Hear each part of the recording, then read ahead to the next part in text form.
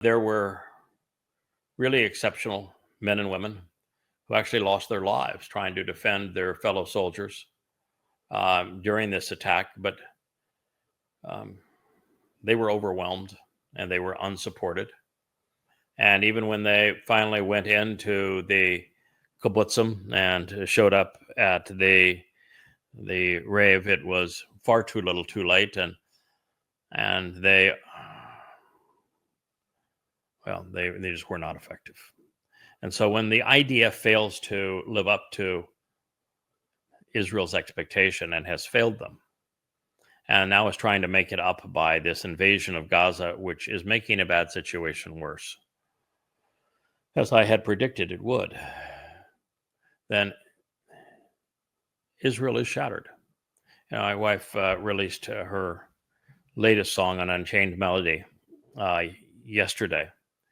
And, when I listened to it, I realized that the way that it was put together, it's put together from the perspective of what's it like being an Israeli, living in Israel now with this onslaught of terror and all of the disappointment from all around.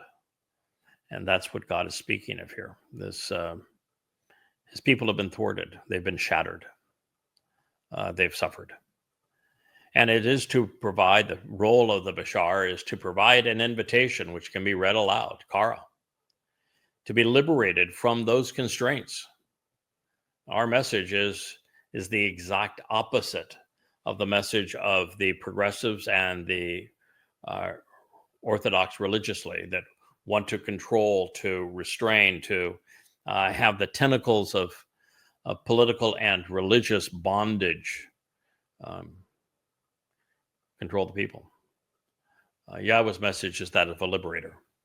To those being led away and controlled, which is the overwhelming preponderance of God's people, which is why it is very difficult getting a word in edgewise that people will respect, that they will listen to. To those being led away and controlled, and to those who are obligated and bound, who have sworn an oath of allegiance and have joined in. In Israel's, as it exists today, that would essentially be everyone.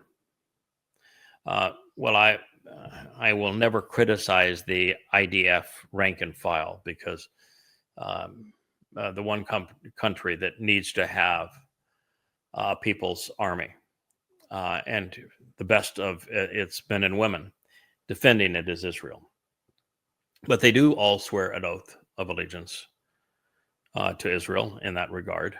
And those who are not part of the IDF swear an oath of allegiance to the Haredim. And Yahweh's preference is that we don't swear an oath of allegiance to anyone other than to him.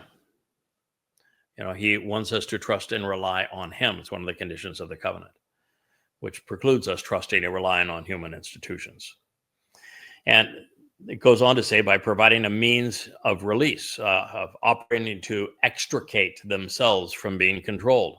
We say, if you look at the first statement that Yahweh etched in stone, he is a liberator. He is an emancipator.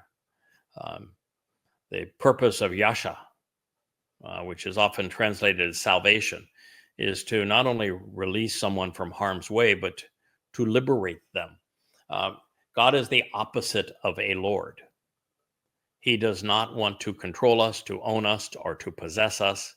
He simply wants to be with us as a father would be with a son or daughter.